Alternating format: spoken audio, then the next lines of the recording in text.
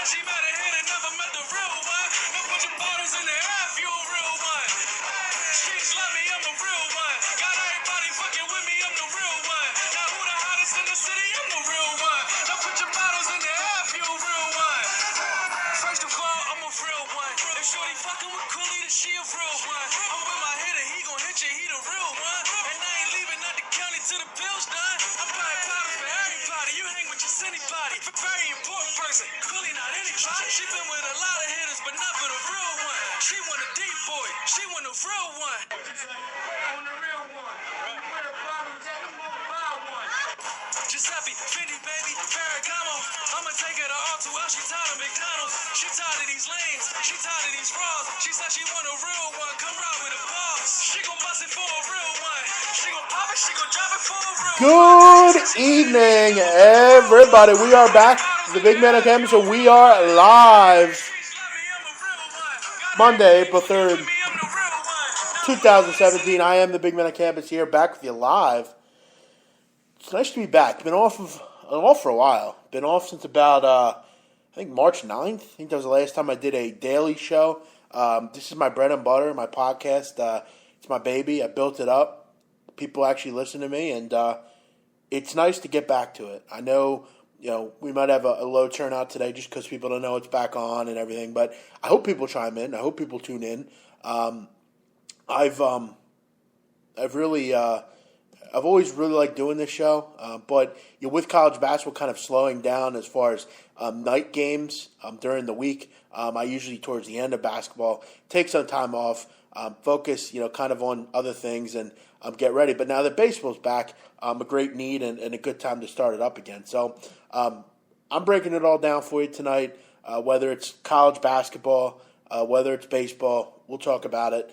I'm going to give you a nice breakdown if you weren't able to listen to today's roundtable. We are sponsored, guys, SBRforum.com, my place of business that I do work for. I love those guys over there. Love doing videos on SBR, and I urge all of you, check out my work on SBR. We have a show. It's called The Right Side of Campus. We do it during the week, during the day. Also, I'm on various other videos like soccer videos. I do a roundtable there every week, and we have at 10 o'clock Eastern every night, the late night on campus. So I urge all of you, 10 o'clock Eastern every night, check it out. It's a great way to kind of end your day, kind of a Scott Van Pelt feel to it.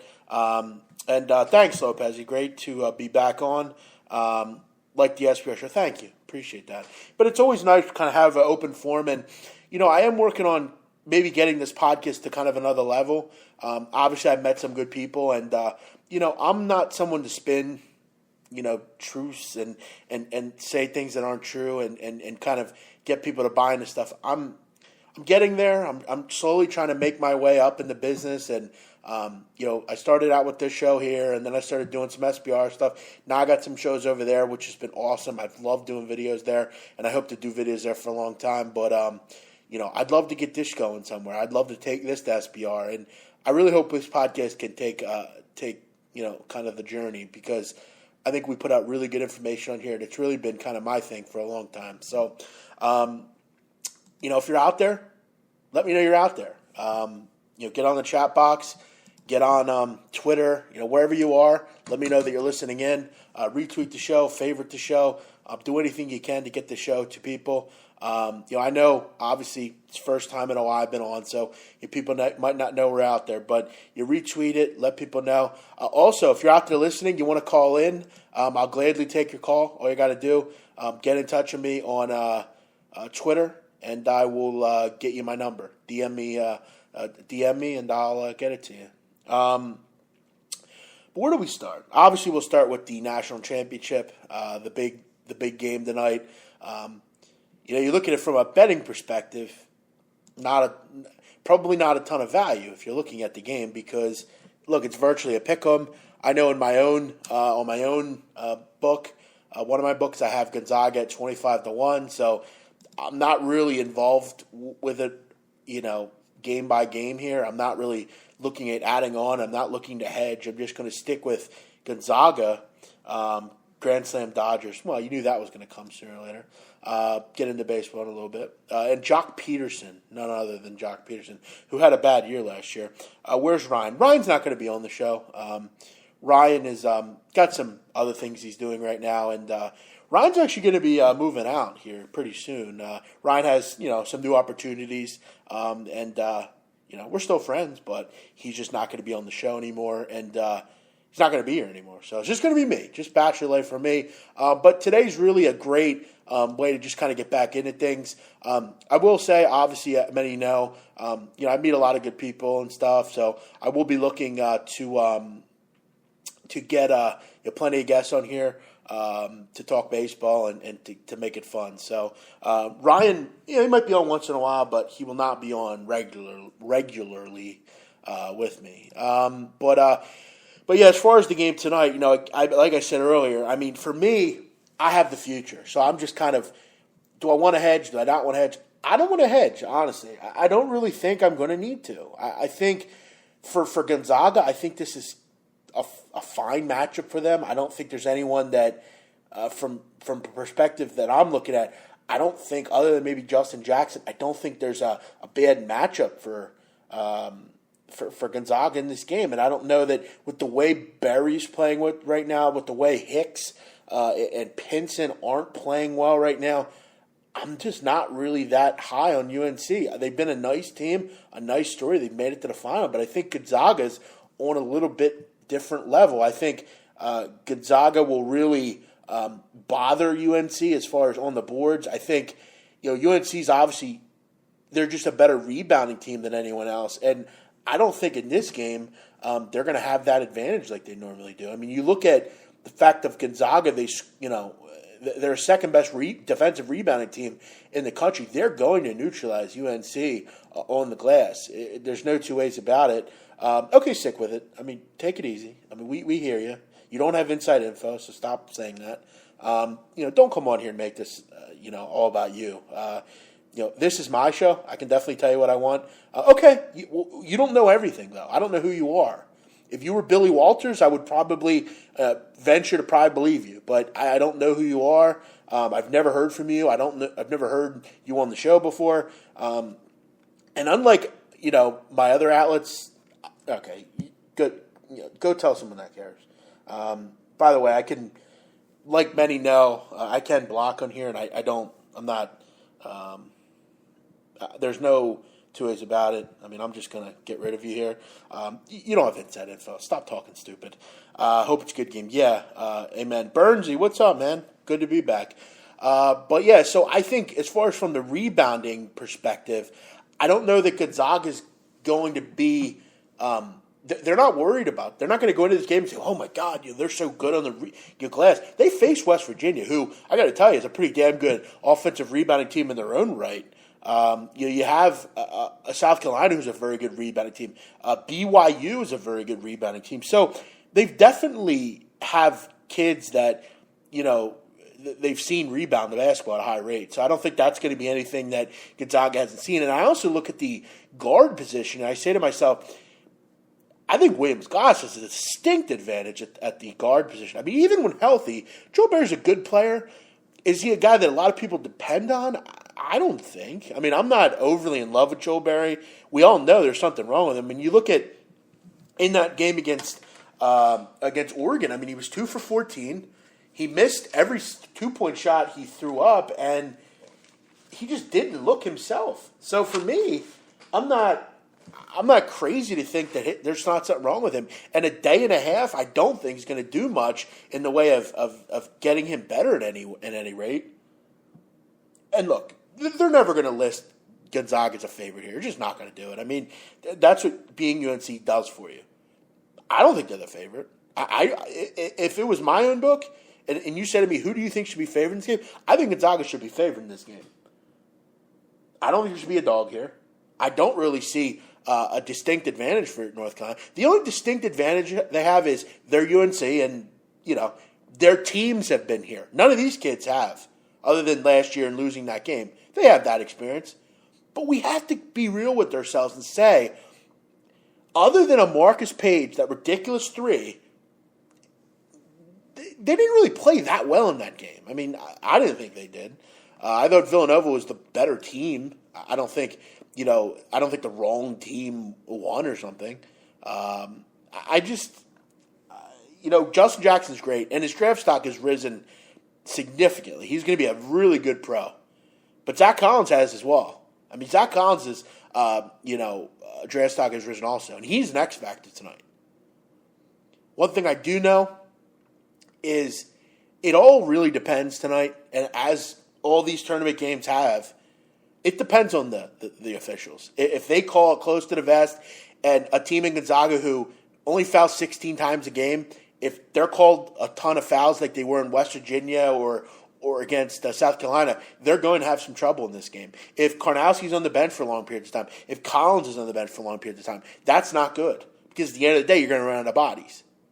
The great thing is they have 3 kids that are 6'11 or bigger that they can throw out there. Even Brian Edwards, if you had to. I think he can go out and get some rebounds for you if you needed to. So they just really come at you, and they hurt UNC, I think, from that perspective of a lot of the things UNC does well, so does Gonzaga. We also need to understand, guys, and, I've watched this team so much. I've watched both these teams. We know that. Gonzaga defensively is fantastic. To me, they're one of the best defenses in the country. With the way they guard the rim, with the way they guard the three-point line, with the way they make it almost impossible to get to the rim. It's just, for me, I don't think it's a good matchup. And I ultimately believe at the end of the day, look, does UNC have something to prove here? Of course they do. They lost last year, blah, blah, blah, blah, blah. But Gonzaga does too. Mark Few has worked a long time to get to this point. These kids have worked a long time to get to this point. And I got to tell you, I don't think they're going to be worried at all. I mean, you look at the end of the day, as far as from the efficient standpoint, this Gonzaga team is about as efficient as you're going to get. They're fantastic on the defensive end, and they really are efficient offensively. They're still shooting 51%, guys. We have to point that out. I just think everything they do, and that's why I said months ago, I truly thought they were the best team. I thought they didn't have many flaws. I just think the 7, 8 guys that they have are just really good. And Mark Few and Tommy Lloyd and those guys were integral in getting the right pieces in. I mean, if you look at a guy like Jordan Matthews, who doesn't get a lot of publicity, he's going to give you 12, 13 points a game. He's the X factor in this game tonight, if you ask me. I mean, if he's good, if he hits his shots, they'll win this game. No two ways about it. If he puts 12, 13 points in the basket, they'll win. If he hits 3 or 4 threes, they'll win. And he's done it the whole tournament. So what makes you think he's not going to do it tonight? If Joe Barry was healthy, if they were getting more production from everyone else, I just don't know that just Kennedy Meeks and Justin Jackson are going to be enough. Just like I thought, I didn't think Dylan Brooks and just Tyler Dorsey would be enough. They needed some more. I don't think it's a good matchup for UNC. Everything they do well, so does Gonzaga. There's no distinct, even coaching. Give me Mark Few any time of the day. Any time of the day. Over Roy Williams. I wouldn't want Roy Williams anywhere. If I had to pick a coach, I wouldn't want him anywhere near what I do. So, take that for what it's worth. But for me, I like Gonzaga here.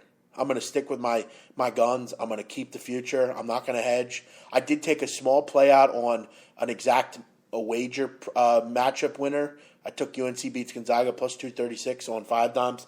But other than that, I'm not hedging. I'm not cutting into my profit. I'm going to let it ride, which is normally not something I do. I normally try to get profit out of stuff, but I really like this side tonight. So I'll give that out for free. Everyone has it. I did pretty well this year with my client plays, so I figure I'll throw one more game out to the masses. No reason to hide. Big game here tonight. I want everyone to be involved. And I want at the end of the day to say I said it. And I did. I've talked about this team all year, and I want them to – I think they're going to finally continue to make me money. So I'll rock with it. I'll stick with the Zags. And it could look stupid at the end of the night. Could look bad. They could get run off the court and they don't shoot well, and that's that. But we've seen if they don't shoot particularly well, they can stay in the game with their defense. So we'll see. All I know is I think these are the two best teams left. I think this is great for the NCAA, and I think for the masses, this is going to be a great game. Don't think we'll get a game like we did last year. I don't think it'll be a buzzer beater or anything, but it's going to be a great game. It sucks to see it end because we all know, people ask me all the time, like, what is your favorite sport to cap? I love college basketball, and it's not. I don't know if it's my favorite sport to cap. I do really well with it. I like it. I intertwine myself with college, but I just like the sport of basketball. I love watching it. I could sit and watch it for hours. So for me, it sucks when it ends. But, every good thing comes to an end, right? So, again, you want to call in, get in touch with me here. You can definitely reach out. Does this game have a Duke Butler feel to it? I don't think. I mean, I think obviously Duke is, one of the biggest programs in the country. But I think as far as Gonzaga, I think they're much bigger of a name than Butler was at that point. Butler was just kind of virtually unknown. No one knew who they were at that time. So I think Gonzaga is definitely out of those stretches. To me, Gonzaga is the top tier, top 10 program. Kind of. I guess I can see where you're coming from there. But this Gonzaga team has some real athletes on it. I mean, top to bottom. I mean, from 1 to 7, 1 to 8. So I think we got some people calling in here, so I'll wait for them. But if you do want to call in, you're not on my list here. Feel free to DM me. I'd love to hear from you. I take questions on anything. You know me, guys. Try to open it up to everyone. I had the roundtable earlier. I did a show with Natalie Rodstrom, a soccer show. I got the late night on campus tonight, so I'll try to stay busy here. Be a man of the people here, as I am. So I'll get into baseball here in a moment. Let's update ourselves on some of the scores going on. Wasn't that Butler's second championship game? I don't believe it was. Looks like we got a call. Let's answer it here. Welcome. Who do we have in the line? What's going on, big man? Hey, Guan. What's happening, man? Not much, man. You doing all right today? Doing great, man. It sucks to see it end, but I'll tell you what. All good things come to an end. How you doing today? Doing pretty good. I'm still in the office right now, but just finishing up some stuff. But no, not getting so sad to be here because it's been a good one. I feel like this is my second year betting college basketball, and this last year was a total shit show. This year was a major improvement. So good. That's because of the help of you guys. So like I said, you've been. I feel like I listen to you like 3 times a day, so you know what I'm saying? Well, I try to get my content out there. I try to make it all relevant, and people like it. And you're a great listener, Dewan. You do you are very, you keep the show kind of going as far as participation, and you're always a good supporter. So I definitely appreciate that from you. Yeah, I mean, y'all giving out good knowledge, and I try to soak it in, and I try to ask questions or feel just like last week, man. I mean, I kid you not, just like when you said fade, like, for example, fade NBA Steam, like what I did with totals, like literally if it went up or down 3 points or more, I did the opposite and literally it pushed because it went in overtime. Yeah. It was the OKC Magic game. I mean, it was crazy. There should be any other way you bet NBA, to be honest. I mean, if you're betting NBA on, like, who do you think's going to win or whatever, I mean, you're never going to win. I mean, it's a shit show. You have to fade steam. You have to fade public money. That's how it goes, man. You have to do that. And I'm glad you listened because that's the way to beat NBA. Yeah, man, I appreciate that, man. And then also, like tonight, it was in spite of course, now that I've been, handicapping games more, USC besides Tennessee, I'm pretty much Tennessee involved everything, but as far as USC basketball, that's one of my favorite teams. But Gonzaga's pretty much built like Gonzaga, SMU, and St. Peter's pretty much built my bankroll. So I'm riding with the Zags. They've got me here, tonight, and thinking about the under, but I'm not for sure because, they can go back and forth, so I'll probably just leave that alone. So I'll probably take Gonzaga +1.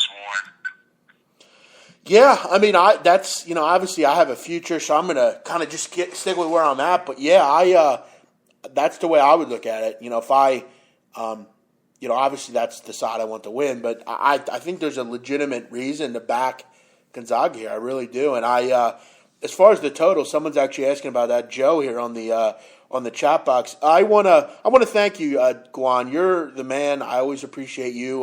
You're a good listener of mine, and I appreciate knowing you, and I appreciate you calling me. Oh, yeah, dude, always, man. I appreciate all the hard work you do for us, and like I said, I'll be tuning in tonight. Yeah. Late night on campus, so Thank you, definitely appreciate all your hard work, buddy. Thanks, Guan. Talk to you soon, buddy. Good luck tonight. All right, thank you too, man. I'll talk to you later. See you, Guan. Great caller, Guan White. Thanks for calling, man. If you're anyone else, you're out there, you want to call in, get in touch with me. Any opinion on the total? Yeah, I would probably lean under. I think the unders, for me, I wouldn't bet over here, put it that way. Again, the problem here you have is with the total, if these two get up and run, I mean, they're really efficient, both these teams. But I think early on, I think you'll see some jitters. I think both will obviously, we all know Gonzaga's going to play good defensively. I think it'll be a defensive battle early on where, UNC is going to want to show that they can, not allow Gonzaga to score. I don't know. Kind of a chess match, if you ask me. I would definitely look at a slower first half, and I think that will cut into the overall number. It's a pretty high number. I mean, 155 is high in basketball. I mean, you basically are looking for 80s. Yeah, I would say under, but, I'm not a big fan of unders in college basketball. I've made that clear. It's got to be kind of a really, a perfect storm as far as totals are concerned, especially at this venture of the season. So I'll stick with my future. Let's go Zags. Do you think Patrick Ewing was a good hire for Georgetown? Well, look, I mean, any former player, I don't think that's ever a bad hire, but you tend to notice, like, when some of these bigger name guys become coaches, they're not very good. I don't know. I don't know how that works. I feel like if you're a coach or you're a former player, yeah, I could see it in college or high school. I wouldn't do it. I don't think he'd be a good NBA coach, but yeah, I think these kids would look up to him and listen to him. And I think, as far as from a standpoint of that university, I think he's a great guy for that university. I think he'll be able to recruit well. I think people, will definitely listen to him, and he obviously knows basketball. We all know that. So yeah, if you want a Georgetown guy, then yeah, perfect. But how much he knows about coaching, I don't know. But yeah, at a high school level, at a college level, at a program like Georgetown, I think he'll be fine. But, he did well in the NBA with the Magic and some other teams, so we'll see. Just worried about the end game. Yeah, Joe, at the end game, there's two trains of thought with unders. I mean, for me, the thought process is, I think it's a pretty close game, no matter what. So possessions are going to be more valued. So from that standpoint, yeah, I would look under. I think this is going to be a pretty close game. So yeah, I would say under. Because at the end of the game, you're going to have more drawn-out possessions, 20 seconds, 24 seconds, where, obviously time's coming off the clock. Possessions are more valued. So, yeah, that's the way I look at it. But you could have, you look at the total in that other game, in the South Carolina Gonzaga game. I mean, who would have thought that game went over? I wouldn't have. So, that's why I look at it. Let's get into baseball. Let me just send this text here. Sorry. When I do the show live, I don't have any, like when Ryan's here, he talks and other people talk, so I have opportunities. Let's get into baseball here. A couple games tonight. Let's just update you on what happened here. And I want to thank everyone out there that is listening. I know I've been off for nearly a month, and some people just don't know we're on. But we'll be pushing this out more. And get some new things going on with the podcast coming up. So feel free to keep listening, and I appreciate the guys that are listening right now. Let's get into baseball. You have some games in progress currently. You have some games that have ended.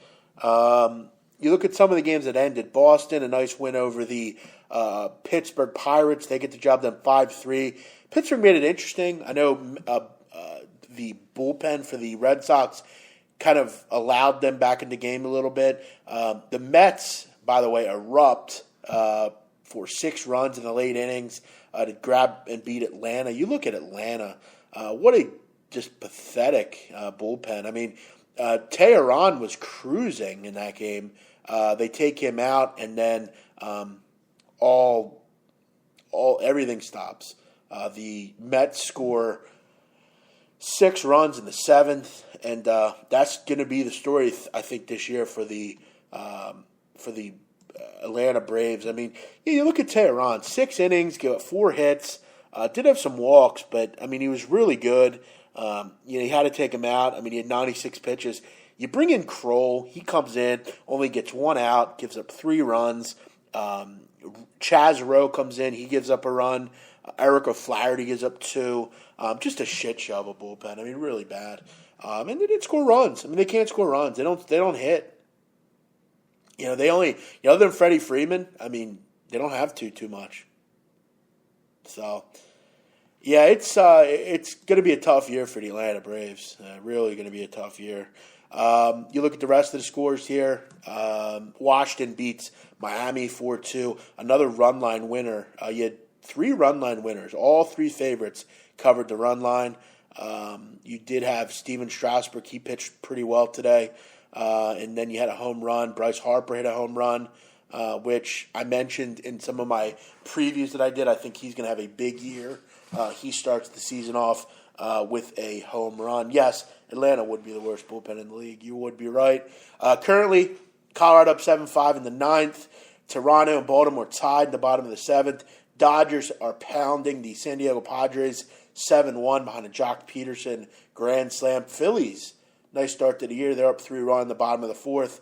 Home run in that one by Cesar Hernandez and someone else. I forget who else hit a home run. Kansas City and Minnesota are tied in the 5th. White Sox, Detroit, looks like they're in some sort of delay. Let's get into the 3 other games tonight. I'll try to give you guys a decent breakdown. As far as my plays, particularly in the first week, I normally kind of just, I'm pretty low. I don't have too much going on. Just want to kind of get one start under our belt here. But as we start to get into the weekend, I'll definitely kind of start opening it up. I did have a play yesterday on the New York Yankees, which I made the mistake of kind of buying into, and that just goes to show you sometimes with baseball where kind of I think spring training is a little bit of a facade sometimes. I mean, Tanaka had been great in the spring. He had owned the Rays. But I think I've learned one thing about Tanaka being a Yankee fan. When I bet on the Yankees and he pitches, he doesn't normally do too well. So I thought they were in a great spot yesterday. I didn't really like Chris Archer last year. I thought he would. I thought he'd be good, but I thought he'd be vulnerable to give some runs up, and he did. I mean, they gave up some runs. It was just Tanaka couldn't get anyone out. That was kind of the problem. What are some of the biggest mistakes people make when betting baseball? Reading too much into the spring, which I did. Another thing, betting too much of a big favorite. My assumptions are when you bet baseball, I don't normally bet anything over 135, 140. 140 is like my absolute high. I'm a run line guy. I like laying the 1.5 runs. I think it's important to neutralize and to make sure you're betting a lot of, making games in the dogs and, taking underdogs in general. Don't be laying big favorites. That's something you're going to get into trouble with a lot. And just falling in love with betting, the wrong teams on first fives. And, my advice would be find pitchers that work and you like to fade and find pitchers you like to ride. Find teams that cover run lines. Find teams that, it's very simple. You shouldn't bet the Atlanta Braves full game if you like them. Maybe looked at them first five. It's simple. Arizona Diamondbacks, San Francisco Giants, not teams you want to back full game. And bullpens are tough. I mean, you really only should bet on teams that have good bullpens full game. I would never be betting the Atlanta Braves full game. No way in hell. Last year with the Arizona Diamondbacks, I would not bet them full game. And as the season goes on, you'll start to see more. The writing's on the wall. By July, even late June. I mean, you really kind of see what teams are good and what teams aren't. You see teams that score runs and teams that don't. And you can make a lot of money betting against bad pitchers. And as the season kind of progresses, I'll begin to give more of those names.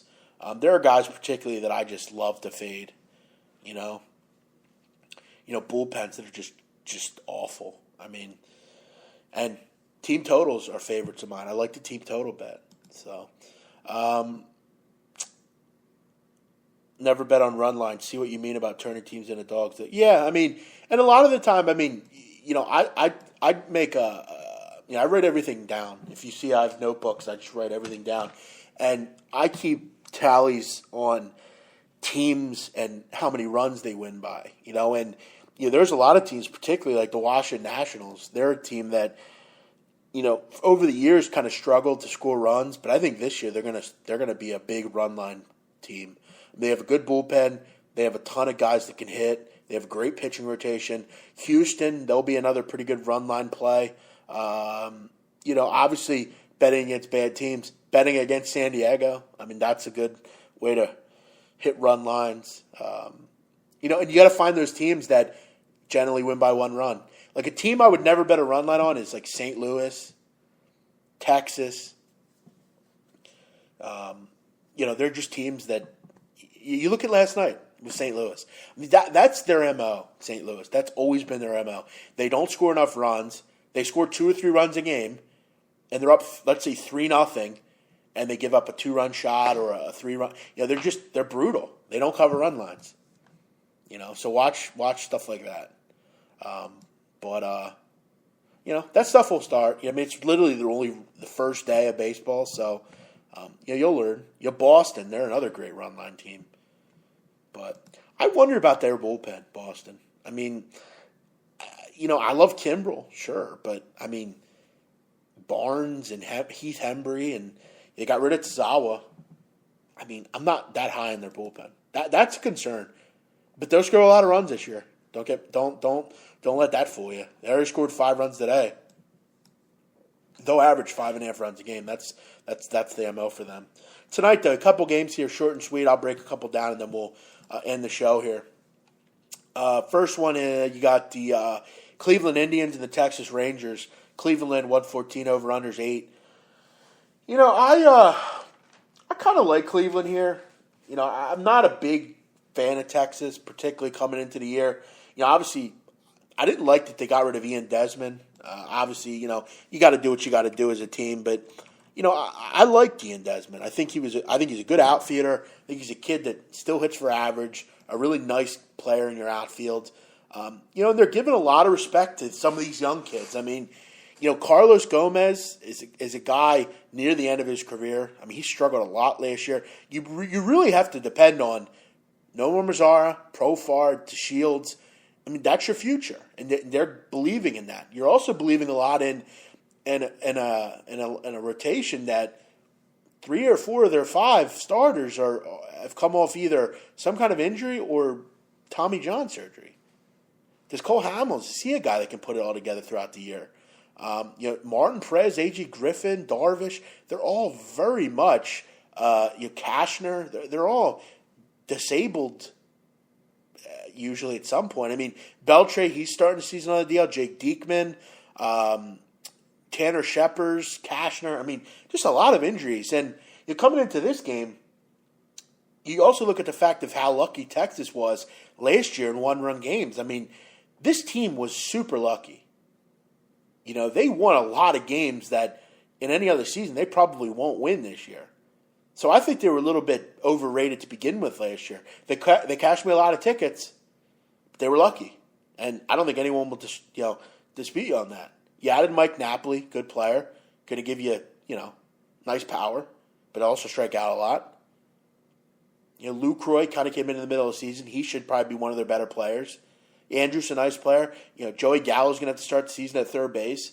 Odor's a pretty good player. I like Shin-Soo Choo, but you look at their bench. I mean, not in love with it. DeShields is fast, but I'm not really into him. Their bullpen, added Jeffress, who's a good pitcher. You got to figure Matt Bush. He's not going to have the year he did last year.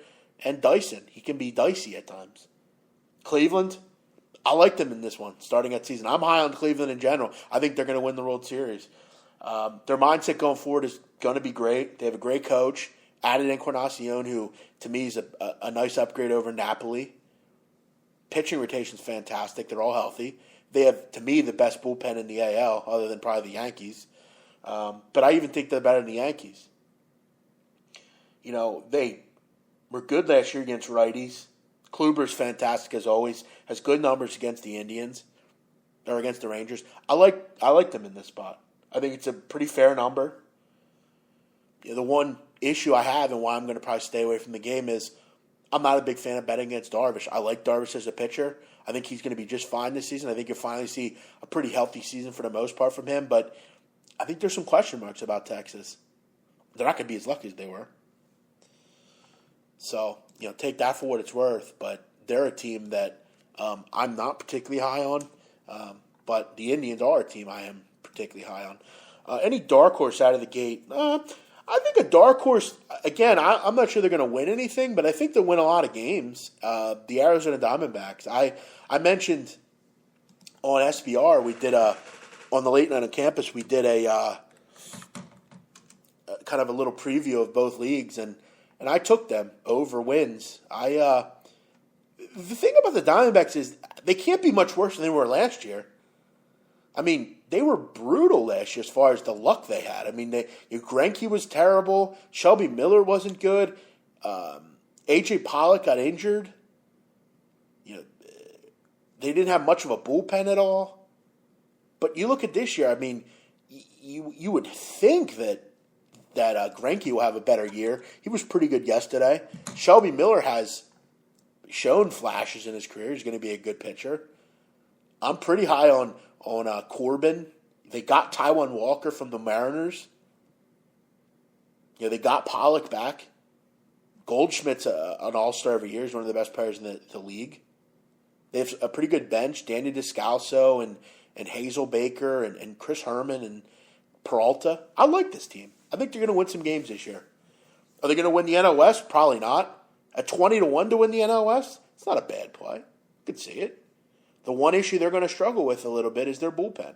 But if you could figure out a way to get Archie Bradley back there and keep and Delgado's a better year and Williamson gives you something, pretty good closer in Rodney for the most part. I know he gets a bad rap, but I think this team's decent. I don't think they're that bad. Can't get much worse than it was last year. Tonight, Astros in Seattle. Another game, tough one. I think Astros are they'll probably win. I'm not looking to back Felix as much at this stage of his career. He doesn't have particularly good numbers against the Astros, and this lineup is good. I mean, I really don't know how to say it. I mean, I think, again, I will say it, they're the best lineup in baseball, I think. And I don't think many people will argue with you on that. I mean, they're so strong from top to bottom. I mean, where's your spot off in this lineup?